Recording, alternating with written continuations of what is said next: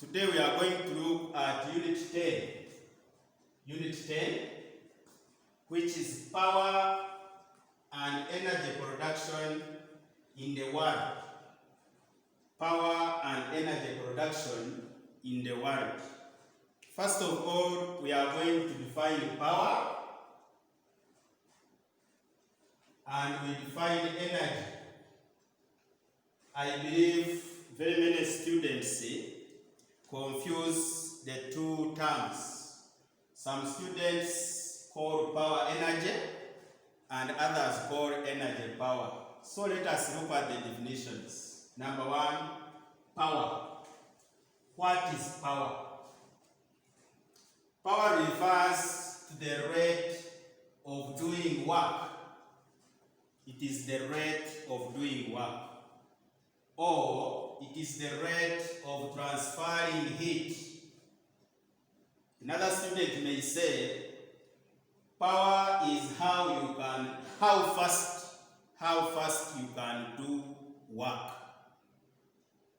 Then what about energy? What is energy? Energy is defined as the total amount of work done. The total amount of work done. In other words, it is the total amount of work performed by force. Total amount of work performed by force. So, I think the more the energy, the more the work performed. The more the energy, the more the work performed. So never confuse between the two. Power is the rate of doing work or transferring heat, and energy is the total amount of work done. Okay? We also need to look at classifications of energy resources. Classifications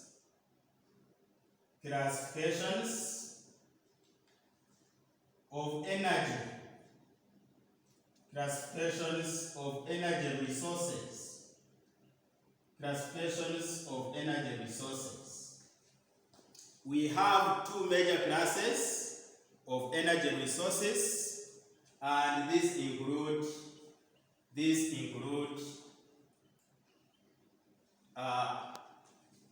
non-renewable energy resources plus renewable energy resources. The first one is non-renewable,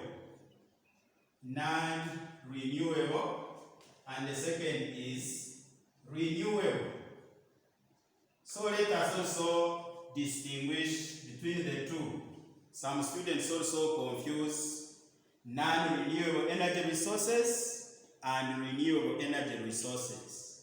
What are non-renewable energy resources?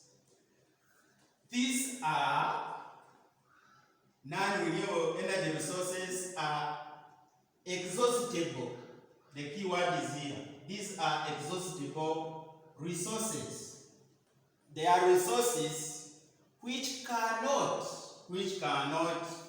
be reused when or once exhausted. When you exhaust them or overuse them and they get finished, you will never replace them. They get finished completely. Examples may include mineral resources. For example, if you overexploit gold and you finish it from the underground, you cannot bring it back. It gets exhausted. Then what about renewable resources? These are opposite to the first ones. These are inexhaustible. Inexhaustible is the opposite of exhaustible. Inexhaustible, it means you cannot exhaust these resources. When you overuse them, it's okay, they get reduced, but with time, they come back. For example, let us give examples of renewable resources. Plants or vegetation. One can even say forests. When you do lumbering or deforestation, you cut old trees and new trees will regenerate. The forest will come back again. Then we have examples like animals.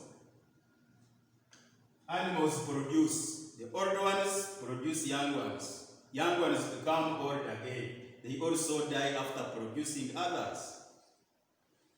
We have water resources. You cannot exhaust water because in geography there is what we call water cycle. When water gets off the water body, after evaporation, it will make clouds. Clouds bring back more water to the water bodies. Because there is this process of evapotranspiration, you will never exhaust water resources. Even if we consider, for example, fish in water as a resource, if you overfish the water body, and maybe the number of fish from the water body reduces, you can plant more fish in the same water body. We have other examples like soil. You can exhaust soil, and after you fertilize it again, and more soil is also being formed, soil comes back again. Wind and solar, all of those are examples of renewable resources.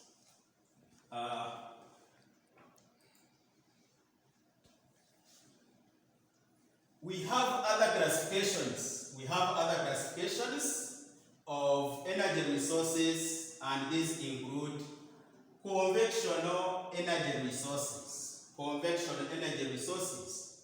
These are resources which provide energy directly. They do not require to perform some processes before providing energy. For example, firewood. When you collect firewood from the forest, immediately you put fire on it and energy is produced directly. Then we also have an example or another form of energy resource, which is non-conventional energy resource. Non-conventional is the opposite of conventional. This one needs you to perform some process before getting energy. For example, biogas. Biogas is got from animal wastes, and you don't put directly there the animal wastes and energy is produced. There is a process. For example, hydroelectric power from water, there is a process for the production, which needs more technology than when you are to use firewood. Thank you.